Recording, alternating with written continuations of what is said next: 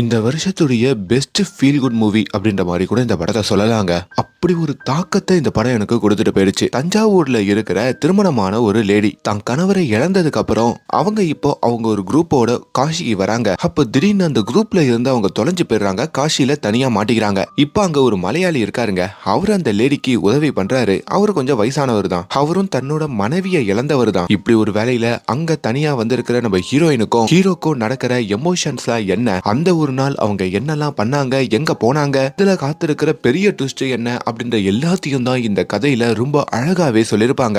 எல்லாருக்குமே வணக்கம். இன்னைக்கு நம்ம சின்ன சின்ன ஆசை அப்படின்ற ஒரு வித்தியாசமான மலையாள படத்துடைய ஸ்டோரி ரிவ்யூ தாங்க பார்க்க போறோம். இப்ப இந்த படம் OTT-லயே அவைலபிளா இருக்கு. மஸ்ட் வாட்ச் மூவிங்க. அதை ப்ரோமோட் பண்ணதான் இந்த வீடியோவே. இன்னும் லைக் கொடுக்கலனா ஒரு சின்ன லைக்கோட கண்டினியூ பண்ணுங்க. நீங்க இப்ப பாத்துட்டு இருக்கிறது நம்மளுடைய பிலிம் பை. படத்துடைய ஆரம்பத்திலேயே லீலா அப்படின்ற ஒரு லேடியை காமிக்கிறாங்க. இவங்க தான் ஹீரோயின். அவங்க இப்போ தஞ்சாவூர்ல குரூப் ட்ரிப் மாதிரி காசிக்கு வந்திருக்காங்க. எல்லாரையும் ஒரு வேன்ல தான் கூட்டிட்டு வந்திருக்காங்க போல. அப்படி காசியில ஒரு 2 நாள் தங்கி அங்க எல்லா கோயிலுக்கும் போயிட்டு வர்றது தாங்க இவங்களுடைய பிளான். இப்போ அதே காசியில மாதவன் அப்படின்ற மாதிரி ஒரு மலையாளிய காமிக்கிறாங்க. இவரு சில வருஷங்களாவே காசியில தான் இருக்காரு. ஏன்னா அவங்க பொண்ணு அங்க படிக்கிறாங்க போல. இவருக்கு அவரோட மனைவி இல்லைங்க. கொஞ்ச நாளுக்கு முன்னாடி தவறிட்டாங்க. தனிமையில தான் வாழ்க்கையை வாழ்வாரு. இவருக்கு காசியோடைய டீ ரொம்ப பிடிக்குங்க. ஒரு நாளுக்கு ஒரு 5-6 டீ ஆச்சு குடிச்சிருவாரு. எல்லாரோடையும் ரொம்ப நல்லா பேசி பழகி ஹிந்திலாம் அவருக்கு தெரியுங்க. அப்படி ஒரு ஜாலியான வாழ்க்கையை தான் வாழ்றாரு. அண்ட் முக்கியமா எல்லாருக்கும் உதவி பண்ற அளவுக்கு ஒரு குணம் இவருக்கு இருக்குங்க. இப்படி ஒரு வேலையில அந்த காசியில இருக்கிற கங்கை ஓரத்துல இவர் உட்காந்துக்கிட்டு இருக்க அங்க ஒரு டீ கடை இருக்குங்க. அந்த டீ கடையையும் டீ குடிச்சிட்டு இருக்காரு. அந்த டீ போடுறவரு ஒரு இந்திக்காரர் தான். அப்ப அந்த டீ கடைக்காரருமே வந்து காலையில இருந்து இங்க ஒரு லேடி உட்காந்துட்டு இருக்காங்க. புடவெல்லாம் கட்டிட்டு இருக்காங்க. அவங்கள பார்த்தா உங்க ஊரு இந்த கேரளா மாதிரி இருக்கு, என்னென்ன போய் கேட்டு வாப்பா அப்படின்ற மாதிரி சொல்ல, இப்போ ஹீரோவுமே அப்படியே திரும்பி பாக்குறாரு. அதுதான் நம்ம ஹீரோயினான லீலாங்க. அவங்க ரொம்ப பயந்து போய் கையில பர்ஸ் போனு எல்லாத்தையும் தொலைச்சிட்டாங்க. உட்காந்துட்டு இருக்காங்க போல. இப்ப அவங்க கிட்டயும் மெல்ல நம்ம ஹீரோ வராரு. நீங்க என்ன மலையாளியா, தெலுங்கா, தமிழா அப்படின்ற மாதிரி கேட்டுட்டு இருக்க. தமிழ்னு சொன்ன உடனே அவங்க அழுகுறாங்க. அதை வச்சு இவங்க தமிழ் அப்படின்ற மாதிரியும் புரிஞ்சுக்கிறாரு.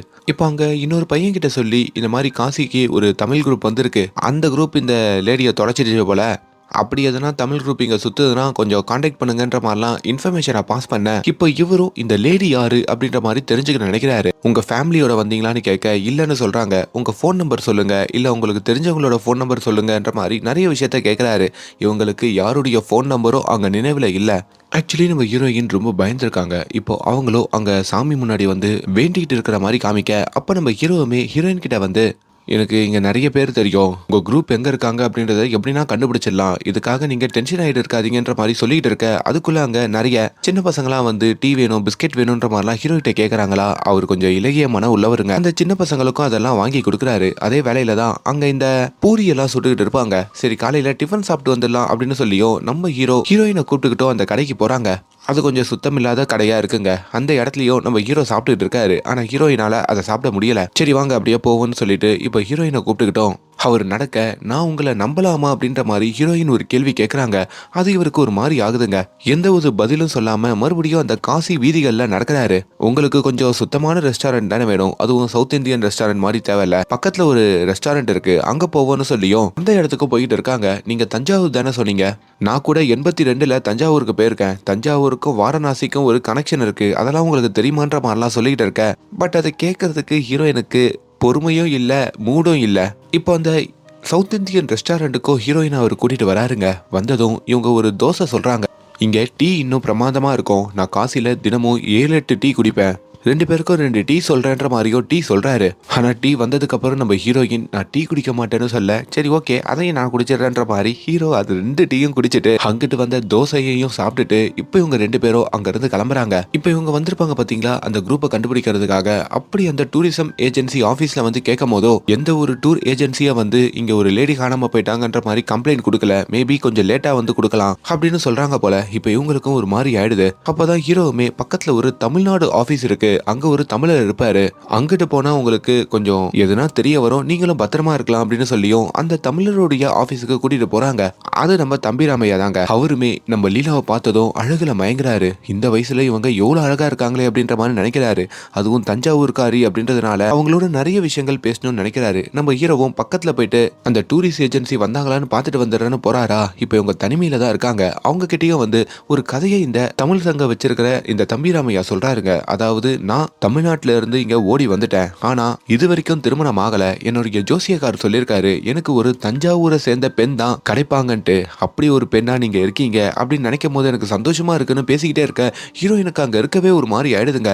என்னடா பாதுகாப்புக்காக இங்க வந்தா நம்ம ஊருக்காரங்களே இப்படி இருக்காங்களேன்ற மாதிரி நினைக்க அதுக்குள்ள அந்த இடத்துக்கு நம்ம ஹீரோ வராரு. நம்ம ஹீரோயினும் அங்க இருந்து வெளியே போயிடுறாங்க. நம்ம ஹீரோவுமே இப்ப அந்த நபரை பார்த்து முறைச்சிட்டு இதுக்கு மேல இந்த லேடியை இங்க வச்சிருந்தா சேஃப்டி இல்லைன்னு சொல்லிட்டு அவங்க அங்க இருந்து வெளியே போறாங்க. அந்த இடம் கொஞ்சம் சேஃப்டியா இருக்கும்னு சொல்லி தான் கூட்டிட்டு போனேன். ஆனா அவரு இப்படி நடந்து பாருன்னு எனக்கு தெரியல அப்படின்ற மாதிரியே ஒரு சொல்ல இப்ப இவங்க நடந்து போகும்போதோ ஒரு லவ்வர்ஸ் இவங்களை இடிச்சிட்டு அங்க இருந்து ஓடுறாங்க.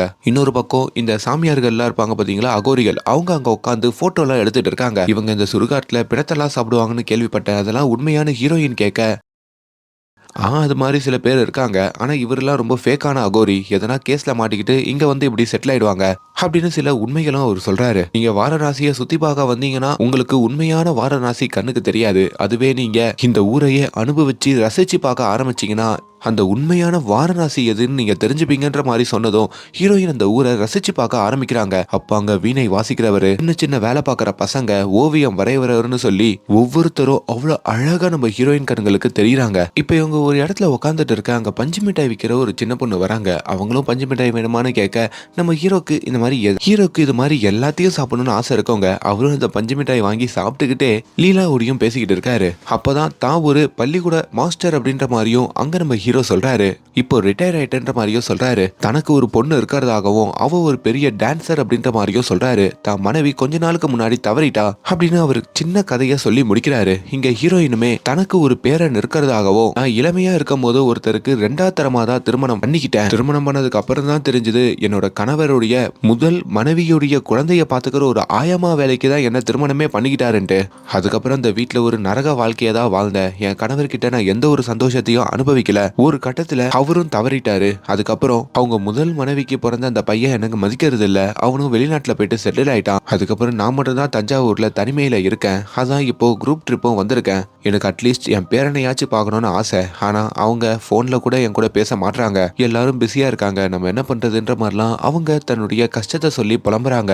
இப்ப இந்த வாரணாசியில இன்னொரு அழகான இடம் இருக்கு, அங்க கூட்டிட்டு போவான்னு சொல்லி ஒரு பெரிய மொட்டை மாடிக்கு நம்ம ஹீரோயினை கூட்டிட்டு போறாரு. அங்கிருந்து பார்த்தா அந்த கங்கை யாரு ரொம்ப அழகா தெரியுதுங்க. அப்படி நம்ம ஹீரோயினையும் அங்க நம்ம ஹீரோ வீடியோலாம் எடுக்க செய்யறாரு. அப்ப இவங்கள நடுவுல ஒரு லவ்வர்ஸ் இடிச்சிட்டு ஓடி இருப்பாங்களே, அவங்களும் அந்த மொட்டை மாடியில இருக்காங்க போல. அவங்க வேற அங்க முத்தம் விட்டுட்டு இருக்க அதை பார்த்து இவங்க 2 பேருக்கும் ஒரு சின்ன வெக்கம் வந்துருது. நம்ம ஹீரோயினுக்கும் இங்க லஸ்ஸி குடிக்கணும், கச்சோரி சாப்பிடணும், ஸ்நாக்ஸ் எல்லாம் எக்ஸ்ப்ளோர் பண்ணணும் ஒரு ஆசை இருக்கு. அப்பா நினைக்கலன்னா எனக்கு அதெல்லாம் வாங்கி கொடுக்க முடியுமான்ற மாதிரி ஹீரோ கிட்ட கேட்க ஹீரோவுமே வாங்க தாராளமா போலாம் அப்படின்னு சொல்லியோ அங்க இருந்து ஹீரோயினை கூட்டிட்டு போறாரு. அப்படி முதல்ல ஒரு லஸ்ஸி கடைக்கு கூட்டிட்டு போறாருங்க. இந்த லஸ்ஸி எப்பவுமே ப்ளூவா இருக்கும்னு கேள்விப்பட்டிருக்கேன். ஆனா இது வெள்ளையா இருக்கே அப்படின்ற மாதிரி அவங்க சொல்ல அது இங்க இப்படிதான் கிடைக்கும், நீங்க குடிங்க, அதெல்லாம் ஒன்னும் ஆகாதுன்னு சொல்லி இவங்க 2 பேருமே அந்த லஸ்ஸியை குடிக்கிறாங்க. ஆனா அந்த லஸ்ஸி குடிச்சதுக்கு அப்புறம் நம்ம ஹீரோக்கு பயங்கரமா வாமிட் வந்துடுது. அதை பார்க்கும்போது ஹீரோயினுக்கு சிரிப்பு தாங்க வருது. இன்னொரு பக்கம் நம்ம ஹீரோவுமே அங்க காத்தாடி விட்டுட்டு இருக்காரு. அதையும் நம்ம லீலா ஓரத்துல உட்காந்து பார்த்துட்டு இருக்க அப்போ ஒரு சின்ன பொண்ணு இந்த பூவு இந்த தண்ணியில விடுற சின்ன விளக்கெல்லாம் விட்டுட்டு இருக்காங்க.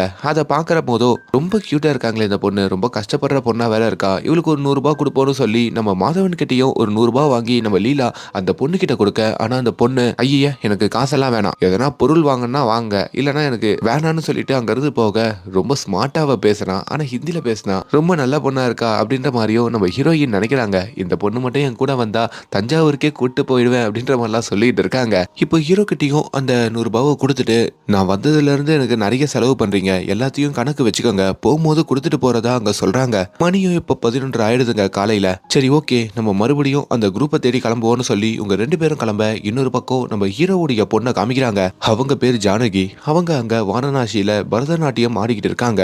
இங்க நம்ம ஹீரோயினை கூட்டிட்டு வந்து ஹீரோவுமே இந்த தொலைஞ்சு போன பேரெல்லாம் ஒரு இடத்துல கொடுப்பாங்க, மைக்ல கூட அனௌன்ஸ் பண்ணுவாங்க பாத்தீங்களா, அப்படி ஒரு ஹெல்ப் டெஸ்க்லயோ அந்த பேரை கொடுக்குறாங்க. அந்த மைக்லயும் லீலா அப்படின்ற ஒரு தொலைஞ்சு போன லேடி இங்க தான் இருக்காங்க, அந்த குரூப் எங்க இருந்தாலும் இங்க வந்து கூட்டிட்டு போங்கன்ற மாதிரிலாம் அனௌன்ஸ் பண்ண இப்போ ஹீரோ நாளைக்கு தன்னுடைய பொண்ணு ஜானகியோடைய பிறந்த நாள், அவளுக்கு ஒரு புடவை வாங்கணும், எனக்கு புடவைலாம் செலக்ட் பண்ண தெரியாது, நீங்க கொஞ்சம் வந்து செலக்ட் பண்ணி கொடுக்குறீங்களான்னு கேட்க நம்ம ஹீரோயினும் யாருக்கிட்ட இந்த வார்த்தை கேட்குறீங்க, தஞ்சாவூர்காரிங்க நானு, சுப்பு என்கிட்ட அப்பப்போ சொல்லிக்கிட்டே இருப்பா என்னை தாண்டி அழகான புடவைய செலக்ட் பண்ண ஆள் இல்லைன்ட்டு. யாருங்க சுப்பு, அது என்னோட தோழி தான், சிஸ்டர்னு கூட சொல்லலாம்னு சொல்லிட்டோம். இப்போ அவங்க 2 பேருமே ஒரு ரிக்ஷால அந்த புடவை கடையை நோக்கி போறாங்க. அப்படி அங்க ஒரு புடவை கடையையும் பாக்குறாங்க. அதுல நிறைய புடவைகள் இருக்க, அதுல நம்ம ஜானகிக்கு தேவையான ஒரு புடவையையும் அவங்க எடுத்து கொடுக்குறாங்க. அதுல ஒரு புடவை நம்ம ஹீரோயினுக்கும் ரொம்ப பிடிச்சிருக்குங்க. ஹீரோயினும் அதை கையில வச்சிருக்க அதை பாக்குற மாதவனான ஹீரோவும் உங்களுக்கு பிடிச்சிருந்தா எடுத்துக்கங்க, ஒரு வாட்டி கட்டி கூட பாருங்கன்னு சொல்ல இப்போ அவங்களும் புடவை கட்டிட்டு வந்து நிக்கிறாங்க. அதை பார்க்கும் போது அவருக்கு ஒரு சின்ன விஷயம் பண்ணணும்னு தோணுதுங்க. ஒரு மல்லிப்பூ வாங்கிட்டு வந்து அங்க நம்ம லீலாக்கும் வச்சு விடணும்னு நினைக்கிறாரு. அப்படி அந்த பூவை அங்க புடவை விற்கிற ஆன்டி கிட்ட கொடுத்து நம்ம லீலாக்கு வச்சு விட வைக்க அது மூலயமா லீலா அங்க தெய்வத மாதிரி நம்ம ஹீரோ கண்ணுக்கு தெரியுறாங்க. ஆனா ஹீரோவுடைய இந்த செயல் லீலாக்கு ஒரு கோவத்தை கொடுக்குது. தன்னோட பொண்ணுக்கு ஒரு புடவை வாங்கின மாதிரியே நம்ம லீலாக்கும் ஒரு புடவையை அவர் வாங்குறாரு. ஆனா லீலா அங்க கோச்சிக்கிட்டு எதுவும் பேசாம நடக்கிறாங்க. ஹீரோவும் ரொம்ப எல்லை மீறி போயிட்டோமோ, எதனா தப்பு பண்ணிட்டோமோ அப்படின்ற மாதிரி நினைக்கிறாருங்க. அங்க ஹீரோயினையும் நிப்பாட்டி உங்களுக்கு எதனா கோவமா அப்படின்ற மாதிரி கேட்க, இல்லைங்க நீங்க பண்ணது தப்புங்க, சாரி கேளுங்க, நான் உங்ககிட்ட பேசுறேன் அப்படின்ற மாதிரி ஹீரோயின் சொல்ல அவரும் அங்க சாரின்னு கேக்குறாரு. அதுக்கப்புறம் அவரோட மொபைலுக்கு அவங்க பொண்ணு போன் பண்றாங்க போல. அப்படி அவங்க பொண்ணுகிட்டையும் தான் லீலான்னு ஒரு லேடியை பார்த்தேன், அந்த லேடியோட தான் அப்படியே வெளியில இருக்கேன், அவங்க தமிழ்நாட்டுல இருந்து வந்த லேடி இங்க தொலைஞ்சிட்டாங்க போல அப்படின்ற மாதிரிலாம் சொல்லிட்டு இருக்க அவங்க பொண்ணு ஜானகியும் கொஞ்சம் சந்தோஷப்படுறாங்க. ஆஹா அப்பா என்ன இந்த வயசுல டேட்டிங்கா அப்படின்ற மாதிரிலாம் கேக்குறாங்க. இப்போ நேரா ஹீரோயின் கிட்ட வந்தோம், நான் ஒரு முக்கியமான சம்பவத்தை பண்ணணும், அதை நான் மறந்துட்டேன், அது வரைக்கும் போயிட்டு வந்துடலாமான்ற மாதிரி ஹீரோ கேட்க இவங்களும் சரி போலான்னு சொல்லிட்டு அப்படியே நடக்கிறாங்க. போற வழியிலையும் இவங்களுக்கு கால் ரொம்ப வலிக்குது போல, ஒரு திண்ண மாதிரி இருக்கு, அதுல உட்காந்து கொஞ்ச நேரம் ஓய்வு எடுத்துட்டு இருக்க அப்போ அந்த வீட்டுல புருஷன் பொண்டாட்டிக்குள்ள சண்டை நடந்துட்டு இருக்கு. அதையும் இவங்க பாக்குறாங்க. அப்பதான் ஹீரோயினுக்கு உங்க பொண்டாட்டியோட உங்களோட வாழ்க்கை எப்படி இருந்தது அப்படின்னு ஒரு கேள்வியை நம்ம ஹீரோவை பார்த்து கேட்க அவருமே என் பொண்ணு பிறக்க ஒரு வருஷம் வரைக்கும் என் பொண்டாட்டியோட ஒரு பீஸ்ஃபுல்லான வாழ்க்கையை வாழ்ந்தேன், அதுக்கப்புறம் அவ தவறிட்டா, ஆனா அது இன்னமும் என் நினைவுல இருக்கிறதா அவர் சொல்றாரு. ஆனா ஹீரோயினும் நேர்மாறா தான் கணவருக்கு தான் மேல அன்பு பாசன்னு எதுவுமே இல்லை. இப்ப கூட பாத்தீங்களே இதுல இந்த புருஷன் அவங்க பொண்டாட்டியை அடிச்சுட்டு வெளியே போனால அது மாதிரிதான் நானும் என்னோட புருஷனோட ஒரு வாழ்க்கையை அனுபவிச்சேன் அப்படின்னு சொல்றாங்க. நீங்க எங்கன்னா டூர் போயிருக்கீங்களான்னு கேட்கும் போதோ நம்ம ஹீரோவுமே இந்த ஹிமாச்சல்ல ஸ்பிரிட் அப்படின்ற ஒரு இடத்துக்கு போயிருக்கிறதா சொல்றாரு. ஆனா நம்ம ஹீரோயினும் நான் வேலை விஷயமா ஒரு 2 வாட்டி டெல்லிக்கு போயிருக்கேன், என் ஹஸ்பண்டோட அதை தாண்டி எங்கேயும் அவர் கூட்டிட்டு போனதில்லை, இதுதான் நான் முதல்ல வந்த தனியான ஒரு ட்ரிப் அப்படின்ற மாதிரியும் சொல்றாங்க. இப்போ நம்ம ஹீரோ வேலை விஷயமா ஒரு இடத்துக்கு வந்திருப்பார்ல, அங்க நல்ல மட்டன் பிரியாணி கிடைக்கும், சாப்பிடுறீங்களா அப்படின்ற மாதிரி ஹீரோயின் கிட்ட கேட்க அப்படி இவங்க 2 பேருமே அங்க மட்டன் பிரியாணியும் சாப்பிட ஆரம்பிக்கிறாங்க. மறுபடியும் அங்க ஹீரோக்கு அவங்க பொண்ணு கிட்ட இருந்து போனுங்க. அதை கவனிக்கிற ஹீரோயினுமே இப்படி நமக்குன்னு யாருன்னா இருந்தாதான் நம்மளுக்கு போன் தேவைப்படும், எனக்கு தான் யாரும் இல்லையே, அதனால தான் நான் போன் யூஸ் பண்றது இல்லைன்ற மாதிரிலாம் சொல்லிக்கிட்டு இருக்க இப்போ பக்கத்துல ஒரு மடம் மாதிரி இருக்குங்க. அந்த மடத்துக்கும் நம்ம ஹீரோயினை ஹீரோ கூட்டிட்டு வராரு. அங்க நிறைய வயசானவங்க குடும்பத்தை இழந்தவங்க எல்லாம் இருக்காங்க. இது என்ன மாதிரி மடம் அப்படின்ற மாதிரி கேட்கும் போதோ நிறைய பேரு காசிக்கே வந்து இங்கேயே அவங்க கடைசி காலத்தை ஓட்டணும்னு நினைப்பாங்கல்ல, அவங்கெல்லாம் தங்குற ஒரு மடம் தான் இது, ரொம்ப பீஸ்ஃபுல்லான ஒரு வாழ்க்கையா அவங்க வாழ்வாங்க அப்படின்னு அங்க இருக்கிற நபர்கள் எல்லாம் நம்ம ஹீரோயினுக்கு அவர் காட்டுறாரு. ஹீரோயினும் அவங்கள பார்க்க உள்ளுக்குள்ள ஒரு விதமான ஒரு உணர்வு வருது, அந்த உலகத்துல தனிமையில இருக்கிறதும் ஒரு சுகம் தான் அப்படின்ற மாதிரி நினைக்கிறாங்க. இப்ப ஹீரோயின் ஒரு கோயில் வாசல்ல நம்ம ஹீரோவோட உட்காந்துட்டு இருக்கும் போதோ தனக்கு டான்ஸ் ஆடணும்னா ரொம்ப பிடிக்கும், ஆனா அது என்னோட கணவர் ஆட விட்டதே இல்லை, சின்ன வயசுல நான் டான்ஸ் பழகிருக்கேன், எங்க அப்பாவோட இருக்கிற வரைக்கும் நான் ரொம்ப சந்தோஷமா இருந்திருக்கேன்ற மாதிரிலாம் சொல்லிட்டு இருக்காங்க. இப்போ காசியோடைய ஃபெஸ்டிவல்லையே நைட்டு நடக்கிற அந்த ஆரத்தி அப்படின்ற ஒரு ஃபெஸ்டிவல் இருக்காங்க, அது எல்லாரும் கண்டிப்பா பார்த்தாகணுமா, அதுக்கு இவங்க 2 பேரும் போலாம் அப்படின்ற மாதிரி பிளான் பண்ணிட்டு இருக்காங்க. அப்படி இந்த கங்கையாத்தோட இவங்க போயிட்டு இருக்கும் போதோ வழியில ஒரு கருப்பு சட்டை போட்டுக்கிட்டு ஒரு நபர் வராங்க. அவனை தெரியாதனமா நம்ம ஹீரோயின் இடிச்சிடுறாங்க. அதுல அவன் ஏதோ சாம்பல் கொண்டு வந்திருக்கான் போல, அந்த சாம்பல் டப்பா கீழே விழுந்து அப்படியே கொட்டிக்குதுங்க. இதை பார்க்குற ஹீரோயின் சென்டிமெண்ட் ஆகுறாங்க. ஹீரோயின் நம்மளால தான் அது கொட்டிக்கிச்சு போலயே, ஐயோ இப்படி ஒரு பாவத்தை பண்ணிட்டோமேன்ற மாதிரியும் நினைக்கிறாங்க. இப்போ அந்த பையனை பின்தொடர்ந்து போய் அவங்க கிட்ட ஒரு வார்த்தை மன்னிப்பு கேட்கணுன்ற மாதிரி ஹீரோயின் நினைக்கிறாங்க. அந்த பையனும் பரவாயில்ல விடுங்க, எல்லாம் என் தலையெழுத்து தான் அப்படின்ற மாதிரி சொல்லிக்கிட்டு இருக்க, இல்லப்பா என்னாலதான் எல்லாம் நடந்தது, என்ன மன்னிச்சிடுன்ற மாதிரி ஹீரோயின் மறுபடி கேட்க அப்பதாங்க அவன் அழுதுகிட்டே ஒரு உண்மையை சொல்றான். ஆக்சுவலி அந்த சாம்பல் அவனோட மனைவியோட சாம்பல் தான் போல இருக்கு, மனைவியோட சந்தோஷமான ஒரு வாழ்க்கையை வாழ்ந்துட்டு இருந்தேன், ஆனா திடீர்னு என்னை விட்டுட்டு போயிட்டா அப்படின்னு சொல்லி அவன் சோக கதையை சொல்லி அழுகுறாங்க. அவனுக்கும் யாரும் இல்லை அப்படின்ற மாதிரி இவங்க 2 பேரும் புரிஞ்சு, தம்பி அதுக்காக கஷ்டப்பட்டுட்டு இருக்காத, நாங்க 2 பேரும் உன் கூட இருக்கோம், ஒரு அப்பாவா அம்மாவா இருந்து உனக்கு இந்த சாம்பலை கரைக்கிறதுக்கு உதவி பண்றோன்னு சொல்லி அங்க ஒரு பூசாரியை கூப்பிட்டு அங்க சில மந்திரங்கள்லாம் ஓதி நல்லபடியா அந்த சாம்பலையும் கங்கையாத்தோட கரைச்சு அந்த பையனையும் இதுக்கப்புறம் சோகத்தோட வாழாத, இன்னொரு திருமணம் பண்ணிக்கிட்டு கூட ஒரு நிம்மதியான வாழ்க்கையை வாழு, உனக்கு வயசு இருக்குன்ற மாதிரி சொல்லி அங்கிருந்து அனுப்பி வைக்கிறாங்க. இப்ப நம்ம ஹீரோவுடைய மொபைலுக்கு ஒரு ஃபோன் கால் வருதுங்க. அதாவது அந்த குரூப் லீலாவை தேடி வந்துருச்சான். நம்ம ஹீரோயினை நான் சொல்ற இடத்துக்கு கூட்டு வாங்க அப்படின்ற மாதிரி அந்த அழைப்புல வருது. இதை கேட்கும் போது ஹீரோக்கு ஒரு சின்ன வருத்தம் இருக்கு. ஐயோ இந்த லேடி இப்ப நம்மளை விட்டு பிரிய போறாங்களா அப்படின்னு நினைக்கிறாரு. இப்போ ஹீரோயின் கிட்டையும் அவங்க வந்துட்டாங்களாம், நம்ம அந்த இடத்துக்கு போயிடலாமா அப்படின்னு சொல்லிட்டு அவரும் அந்த ஆட்டோல நம்ம ஹீரோயினை கூப்பிட்டுக்கிட்டோம் அந்த இடத்துக்கு போக. இப்போ இவங்க 2 பேருமே அந்த ஆட்டோல ஒருத்தர் மாத்தி ஒருத்தர் பாத்துக்கிறாங்க. 2 பேருக்குமே 2 பேரை பிரிய போறோம் அப்படின்ற மாதிரி ஒரு மிஸ்ஸிங் இருக்குங்க. அப்படி அந்த நபர்கள் சொன்ன இடத்துக்கும் வந்து இவங்க 2 பேரும் இறங்க. இங்க இருந்து ஒரு 200 மீட்டர் நடந்து அந்த லெஃப்ட்ல திரும்பினா அந்த குரூப் உங்களுக்காக வெயிட் பண்ணிட்டு இருக்கோம், வாங்க போலான்னு ஹீரோயினை கூப்பிடுறாரு. ஹீரோயினும் நீங்க இங்க இருந்து கிளம்புங்க, உங்களோட நான் அங்க போறத பார்த்தா கண்டிப்பா என்ன தப்பா நினைப்பாங்க அப்படின்னு சொல்ல, ஹீரோவுமே சரி ஓகே இவங்களே கிளம்ப சொல்லிட்டாங்கன்னு சொல்லிட்டோம், பார்த்து பத்திரமா போங்கன்னு சொல்லியும் அப்படியே நடக்க ஆரம்பிக்கிறாரு. ஹீரோவையே நம்ம ஹீரோயின் ஒரு சோகத்தோட பார்க்க, ஹீரோ போனதுக்கு அப்புறம் அந்த இடத்துக்கு போவாங்கன்னு பார்த்தா அவங்க அந்த இடத்துக்கு போலங்க, மாறா வேற ஒரு திசையில போயிட்டு உக்காந்துடுறாங்க. அப்பதான் ஒரு பிளாஷ்பேக் குள்ள ஹீரோயின் போறாங்க. அவங்க சின்ன வயசுல இருக்கும் போதோ அவங்களுக்கு எல்லாமே அவங்க அப்பா தாங்க. ஹீரோயினுடைய அப்பா இந்த கோயில்களுக்கெல்லாம் பெயிண்டிங் அடிக்கிற ஒரு வேலையை பார்ப்பாரு. இப்ப கூட ஒரு கோயிலுக்கு அவர் பெயிண்ட் அடிச்சிட்டு இருக்க, அப்படித்தான் அப்பா கிட்ட எனக்கு ட்ரெயின்ல போகணும்பா, காசிக்கு என்ன கூட்டு போங்கப்பா அப்படின்ற மாதிரி ஹீரோயின் கேட்பாங்க. ஐயோ அங்கெல்லாம் ரொம்ப கூட்டமா இருக்கும்பா, அங்கெல்லாம் போனா நீ தொலைச்சிடுவ அப்படின்னு அவங்க அப்பா சொல்ல, அதெல்லாம் தொலைய மாட்டேன்பா, உங்க கூடயே இருக்கேன்பா, எனக்கு காசில போயிட்டு அப்படியே எக்ஸ்ப்ளோர் பண்ணணும்னு நிறைய ஆசை அப்படின்ற மாதிரி அங்க ஹீரோயின் சொல்றாங்க. அப்படி அது அவங்களோட சின்ன வயசு ஆசைங்க. அதை இப்போ நிறைவேற்றிக்கிறதுக்காக தான் இப்போ இந்த காசிக்கே அவங்க வந்திருப்பாங்க. ஆனா என்னதான் இருந்தாலும் இந்த குரூப் ட்ரிப்பா போயிட்டு இந்த குரூப்ல இருக்கிற அந்த மேனேஜருடைய பேச்செல்லாம் கேட்டு அவங்க போறதுலாம் அவங்களுக்கு ஈடுபாடு இருந்திருக்காது. அதனால இந்த காசியை நம்ம சின்ன வயசுல நினைச்ச மாதிரி தனியா சுத்தணும்னு நினைச்சிருப்பாங்க.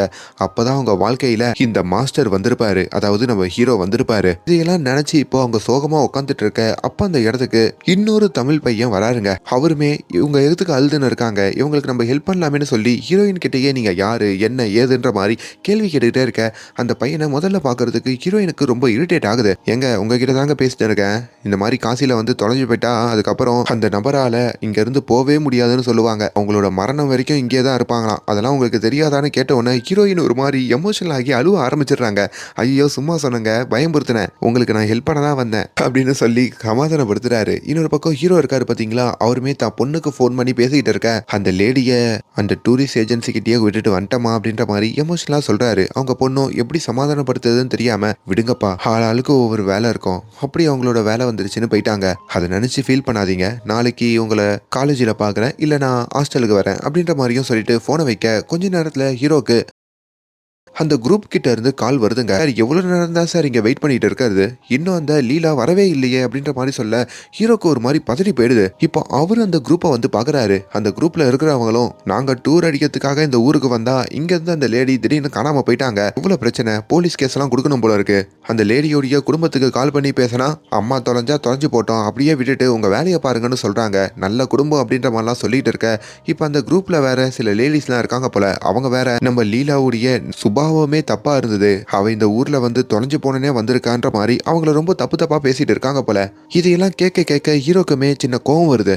இப்படிப்பட்ட இடத்துலயா அந்த லேடி இருந்தாங்கன்ற மாதிரி அப்பதான் லீலா மேல பரிதாபமும் வருது. இங்க நம்ம ஹீரோயின் இருக்காங்க பாத்தீங்களா, அவங்க அந்த தமிழ் பையன்கிட்டயும் சில விஷயங்கள் மனசு விட்டு பேசுறாங்க. அதாவது நம்ம ஹீரோவான மாதவனை அவங்க ரொம்ப மிஸ் பண்றாங்க போல, அவரை ஒரு மாஸ்டர் மாதிரி நான் பார்த்தேன், காதல்லாம் இல்ல, அதுக்கும் மேல உன்னதமான ஒரு உணர்வு அவர்கிட்ட கிடைச்சது, 25 வருஷமா சிறைப்பட்ட ஒரு வாழ்க்கையில விடுதலை கொடுத்தது அவர்தான், எந்த ஒரு விஷயத்தையும் எதிர்பார்க்காம என்ன ஊரை சுத்தி காமிச்சிட்டு இருந்தாரு. ஆனா அப்படிப்பட்ட நபர் திடீர்னு என்ன அந்த குரூப் கிட்ட விட்டுட்டு போனது எனக்கு ஒரு மாதிரி ஆயிடுச்சு மாதிரிலாம் சொல்லிக்கிட்டு இருக்காங்க. இப்ப இந்த தமிழ் பையனோட நம்ம ஹீரோயின் நடந்து போயிட்டு இருக்கும் போது வெளியில ஒரு நபரை பாக்குறாங்க. ஐயோ அந்த திருடன் அப்படின்னு சொல்லி அந்த திருட பின்னாடியே நம்ம ஹீரோயினோட, அப்பதான் தெரியுது ஹீரோயினுடைய பர்ஸையும் போனையும் ஓப்பனிங்ல ஒரு திருடன் அடிச்சுட்டு போயிருப்பாங்க, அவன் தான் அவன். இப்ப இவங்களும் ஓடுறாங்க, பின்னாடியும் அந்த தமிழ் பையனும் ஓடி வரான், 2 பேருமே திருடனை துரத்துறாங்க. ஆனா அந்த திருடன் அங்க இருந்து தப்பிச்சிடுறாங்க. நம்ம ஹீரோயின் நேரா ஓடி போனது இப்ப எங்க தெரியுமா, அவங்க குரூப் இருக்கு பாத்தீங்களா, அந்த குரூப் முன்னாடி போய் நின்னுறாங்க. இப்ப அந்த குரூப்போட தான் நம்ம ஹீரோவும் நடந்து வந்துட்டு இருக்காரு போல. ஃபைனலி அந்த லீலாவை பார்த்ததுக்கு அப்புறம் அந்த மேனேஜருக்கும் அந்த குரூப்ல இருக்க லேடிஸுக்கும் ஒரு நிம்மதி வருதுங்க.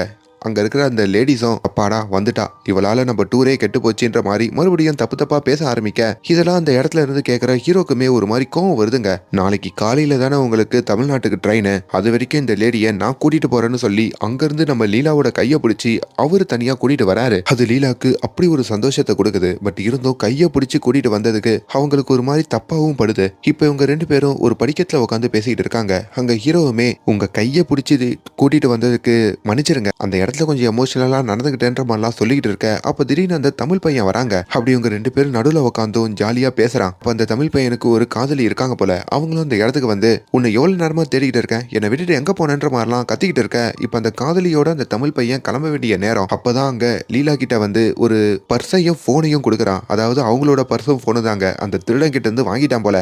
லீலாவும் அதை பார்த்து ரொம்ப சந்தோஷப்பட, இப்படி நம்மளை சுற்றி எவ்வளோ நல்லவங்களாம் இருக்காங்க, அது எல்லாமே இந்த வாரணாசிக்கு வந்ததுக்கு அப்புறம் தான் நம்மளுக்கு தெரியுதுன்ற மாதிரிலாம் மனசுல நினைக்கிறாங்க. இப்போ நம்ம ஹீரோவுமே நம்ம லீலா கிட்ட நம்ம 2 பேரும் ஆரத்தி அப்படின்ற அந்த இதுக்கு போலாமா, நைட்டு தான் ஆரம்பிக்கும், பக்கத்தில் ஒரு ரூம் இருக்கு, அங்கே போயிட்டு ஃப்ரெஷ் அப் ஆயிட்டு நம்ம போவோமான்னு கேட்க இவங்களும் சரின்னு சொல்ல அப்படி அந்த ரூமுக்கு போறாங்க. அப்படி இவங்க 2 பேரும் ரூமுக்கு போறதும் அந்த தம்பி ராமையா இருக்காரு பார்த்தீங்களா, அவர் பார்த்துடுறாருங்க. அடப்பாவி, அப்போ என்கிட்ட இருந்து கூட்டிட்டு போனது இந்த ரூமுக்கு அந்த லேடியை கூட்டு போறதுக்கு தானா அப்படின்ற மாதிரி அவரு ஷாக் ஆகுறாரு.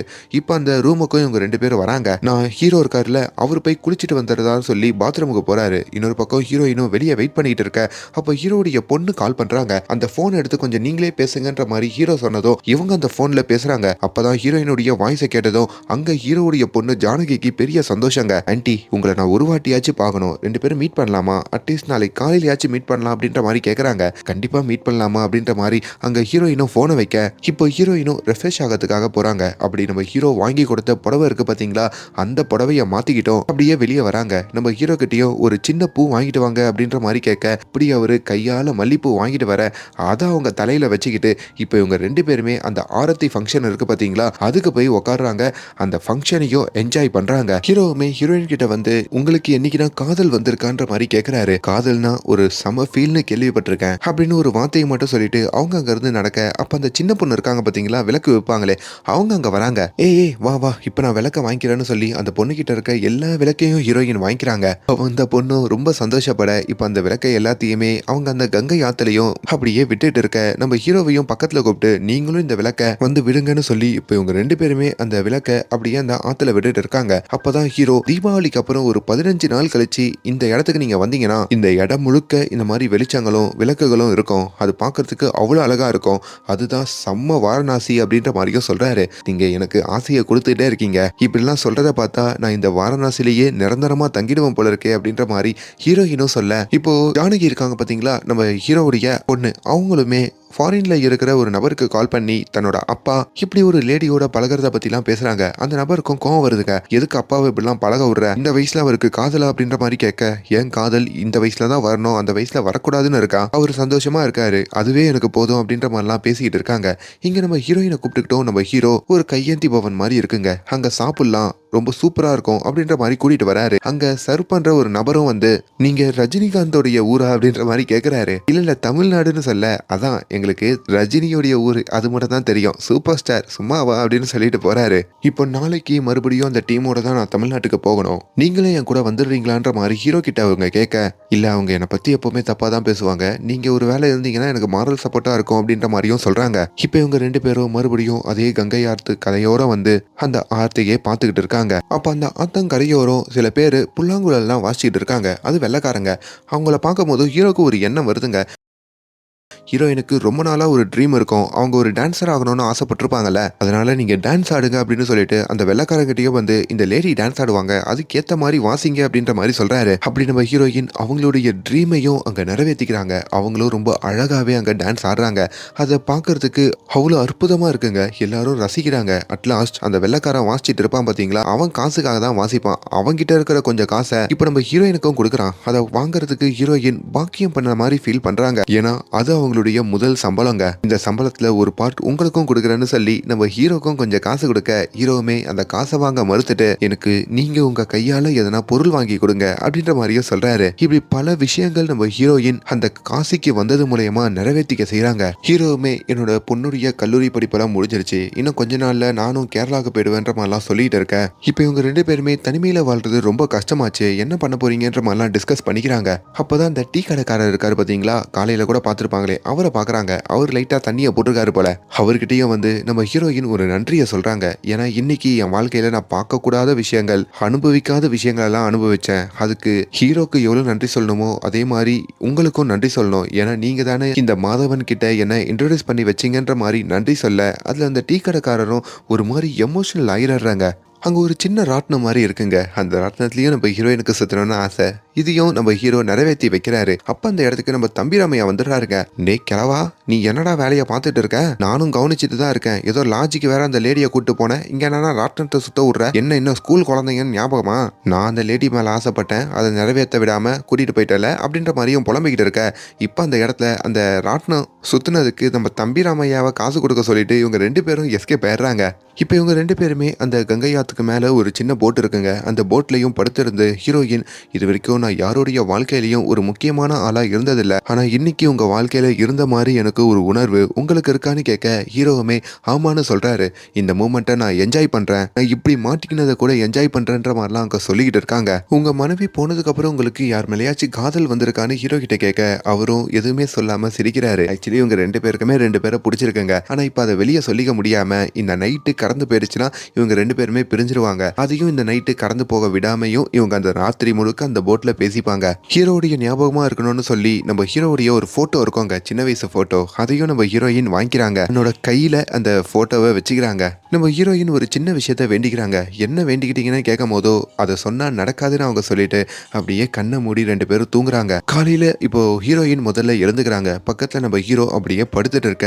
அவங்களுக்கு அப்படி ஒரு சந்தோஷங்க. ட்ரெயினுக்கு வேற டைம் ஆயிடுச்சு. ஹீரோவை பாக்குறாங்க. அவரோட தலையில பாசமா ஒரு சின்ன தடவி கொடுக்குறாங்க. கொஞ்ச நேரத்துல நம்ம ஹீரோயினும் கண்முழிக்க இப்போ திரும்பி பார்த்தா அங்க ஹீரோயின் தூங்கிட்டு இருக்காங்க. லீலா, உங்களுக்கு ட்ரெயினுக்கு லேட் ஆயிடுச்சுல, சீக்கிரமா கிளம்புங்க அப்படின்ற மாதிரி சொல்ல, ஆனா லீலா அசைவே இல்லாம படுத்துட்டு இருக்காங்க. இவங்க தொட்டு எழுப்பலாமா வேணாமான்ற ஒரு சிந்தனையில லீலா லீலான்னு கத்தி பாக்குறாரு. அப்பயும் அவங்க எழுந்துக்கல. கொஞ்ச நேரத்துல பக்கத்துல அந்த டீ கடையில வந்து டீ வாங்கிட்டு வந்து லீலாவை எழுப்பலான்னு பாக்குறாரு. அப்பயும் அவங்க எழுந்துக்கல. அப்பதான் லீலா அங்க உலகத்தை விட்டே போயிட்டாங்க அப்படின்ற மாதிரி புரியுதுங்க. அதாவது லீலா அவங்களோட கடைசி ஆசையா இருந்த எல்லாத்தையும் நேத்து அனுபவிச்சுட்டாங்க. இதுதான் வாழ்க்கை, இதுக்கு மேல இந்த வாழ்க்கையை வாழ்றதுல அர்த்தம் இல்லைன்ற மாதிரி நினைச்சிட்டாங்க போல. அதுதான் அவங்களோட கடைசி விஷாவும் இருந்திருக்கு. அதனால இந்த உலகத்தை விட்டே அவங்க போயிட்டாங்க. கொஞ்ச நேரத்துல அங்க போலீஸ்காரங்க வராங்க. லீலாவை கூட்டிட்டு வந்த டூர் ஏஜென்சிலாம் வராங்க. எல்லாரும் கையெழுத்து போட்டுட்டு அங்க இருந்து போயிடுறாங்க. இப்போ நம்ம ஹீரோ அங்க சுக்குநூறா உடஞ்சு உக்காந்துட்டு இருக்க அந்த சின்ன பொண்ணு இருக்காங்கல்ல, அவங்க கூட அதை வந்து பாக்குறாங்க. அப்பதான் அங்க ஜானகி வராங்க. அவங்களும் லீலாவை முதல் வாட்டி அப்பதான் பாக்குறாங்க. எல்லாருக்கும் அப்படி ஒரு கண்ணீருங்க. அதுக்கப்புறம் லீலாவுடைய கடைசி சடங்கு எல்லாத்தையும் நம்ம ஹீரோவும் அவங்க பொண்ணும் தாங்க பண்றாங்க. லீலாவோட கைகள்ல நம்ம ஹீரோவுடைய போட்டோ இருந்திருக்கு. அதுக்கப்புறம் ஹீரோக்கு கொடுக்கணும்னு வச்சிருந்த சில காசு இருந்திருக்கு. அதை எல்லாத்தையும் லீலாவுடைய ஞாபகமா ஹீரோ எடுத்து வச்சுக்கிறாரு. அந்த காசிலேயே லீலாவை நல்லபடியா அடக்கம் பண்ணி அந்த சாம்பலையும் அந்த கங்கை யாத்தோரம் அவர் கரைக்கிறாரு. என்னதான் லீலா அவரை விட்டுட்டு போயிருந்தாலும் இன்னமும் அந்த இடத்துல லீலா இருக்கிற மாதிரியும் அந்த படகோரம் உட்காந்து தான் கூட பேசிட்டு இருக்கிற மாதிரியும் ஒரு உணர்வை லீலா கொடுத்துட்டு போயிருக்காங்க போல. ஸோ இப்படி இது எல்லாத்தையும் காமிச்சு இந்த படத்தோட கதையை முடிக்கிறாங்க. ஒரு வண்டர்ஃபுல்லான மூவிங்க. சில படத்தெல்லாம் பார்க்கும் போது தான் அனுபவிக்க முடியும். அப்படிப்பட்ட படம் தான் இது. கண்டிப்பா OTTல பாருங்க. அதுக்காக தான் இந்த வீடியோவே நான் ரொம்ப ஷார்ட்டா தான் எக்ஸ்பிளைன் பண்ணியிருக்கேன். அண்ட் மேலும் இந்த மாதிரியான வீடியோஸை தொடர்ந்து பார்க்கறதுக்கு நம்ம சேனலை சப்ஸ்கிரைப் பண்ணுங்க. Thank you so much.